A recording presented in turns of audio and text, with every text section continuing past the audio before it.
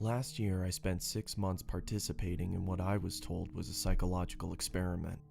I found an ad in my local paper looking for imaginative people looking to make good money, and since it was the only ad that week that I was remotely qualified for, I gave them a call and we arranged an interview. They told me that all I would have to do is stay in a room, alone with sensors attached to my head to read my brain activity, and while I was there I would visualize a double of myself. They called it my Tulpa. It seemed easy enough, and I agreed to do it as soon as they told me how much I would be paid. And the next day, I began. They brought me to a simple room and gave me a bed, then attached sensors to my head and hooked them into a little black box on the table beside me. They talked me through the process of visualizing my double again, and explained that if I got bored or restless, instead of moving around, I should visualize my double moving around, or try to interact with him, and so on. The idea was to keep him with me the entire time I was in the room. I had trouble with it for the first few days. It was more controlled than any sort of daydreaming I'd done before. I'd imagine my double for a few minutes, then grow distracted, but by the 4th day I could manage to keep him present for the entire 6 hours. They told me I was doing very well.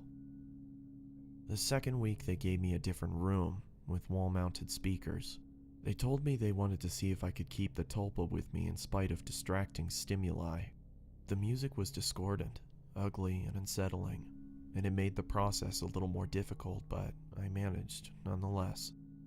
The next week they played even more unsettling music, punctuated with shrieks, feedback loops, what sounded like an old-school modem dialing up, and guttural voices speaking some foreign language. After about a month, I started to get bored. To liven things up, I started interacting with my doppelganger. We'd have conversations or play rock, paper, scissors. Sometimes I'd imagine him juggling or even breakdancing, whatever caught my fancy. I asked the researchers if my foolishness would adversely affect their study, but they encouraged me. So we played and communicated, and that was fun for a while. And then it got a little strange. I was telling him about my first date one day, and he corrected me. I'd said my date was wearing a yellow top and he told me it was a green one. I thought about it for a second and realized he was right. It kinda creeped me out, and after my shift that day, I talked to the researchers about it. "You're using the thought form to access your subconscious," they explained. "You knew on some level that you were wrong, and you subconsciously corrected yourself." What had been creepy was suddenly cool. I was talking to my subconscious. It took some practice, but I found that I could question my Tulpa and access all sorts of memories. I could make it quote whole pages of books I'd read once, years before, or things I was taught and immediately forgot in high school. It was awesome. That was around the time I started calling up my double outside of the research center. Not often at first, but I was so used to imagining him by now that it almost seemed odd to not see him. So whenever I was bored, I'd just visualize my double. Eventually, I started doing it almost all the time.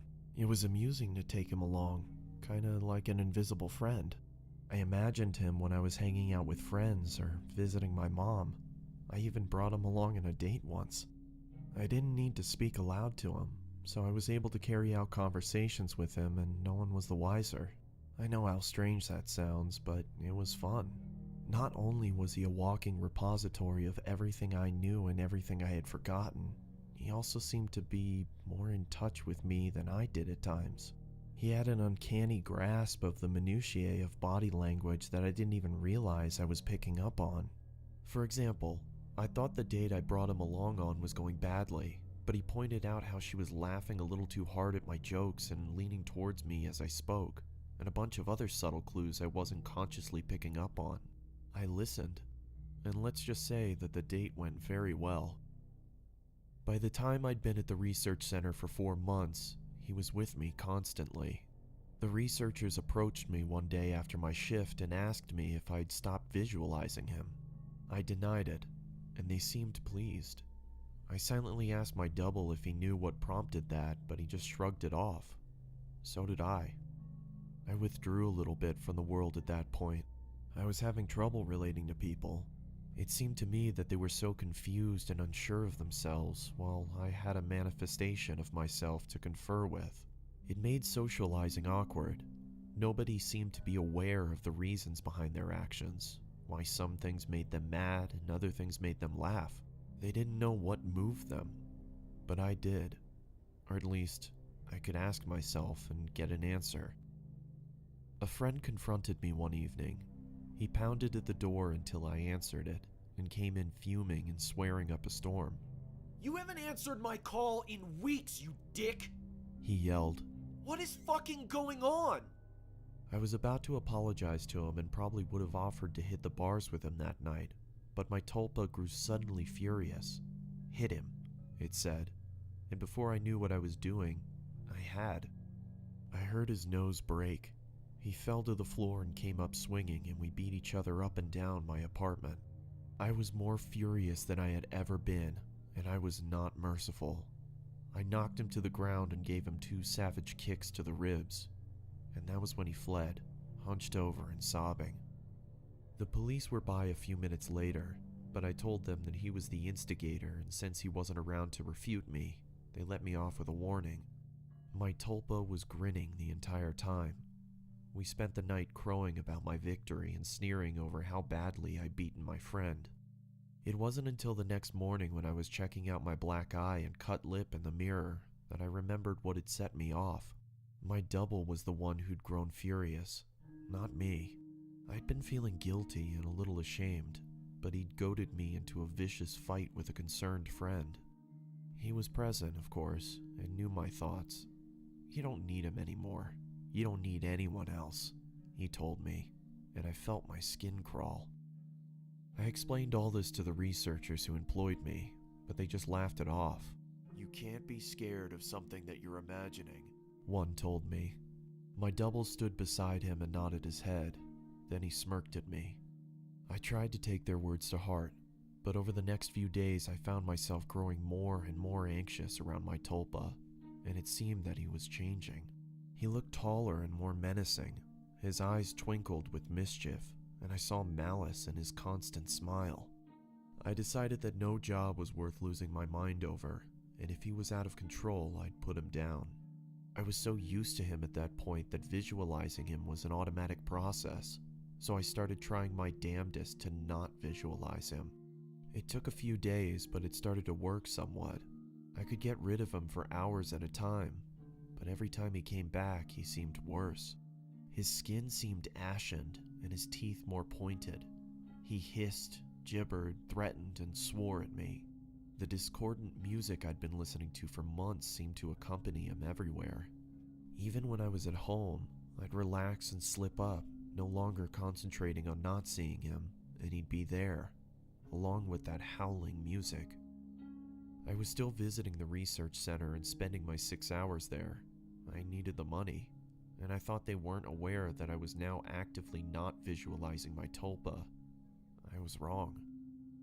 After my shift one day, about 5.5 months in, 2 men grabbed me and restrained me, and someone in a lab coat jabbed a hypodermic needle into my body.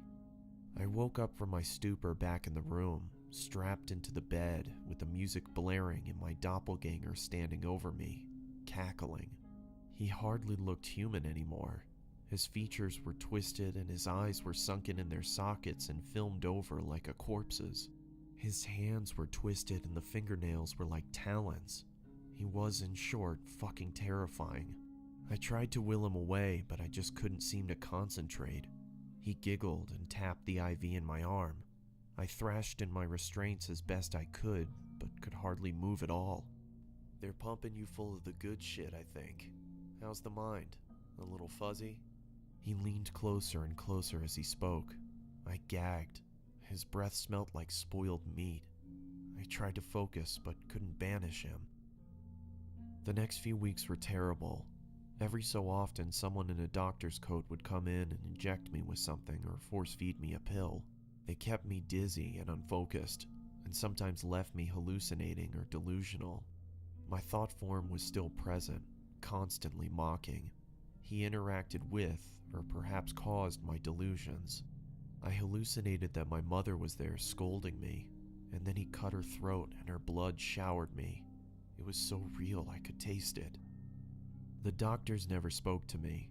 I begged at times, screamed, hurled invectives, and demanded answers, but they never said a thing. They may have already talked to my Tulpa, my personal monster. I'm not sure. I was so doped and confused that it may have just been more of a delusion, but I remember them talking with him. I eventually grew convinced that he was the real one, and I was the thought form.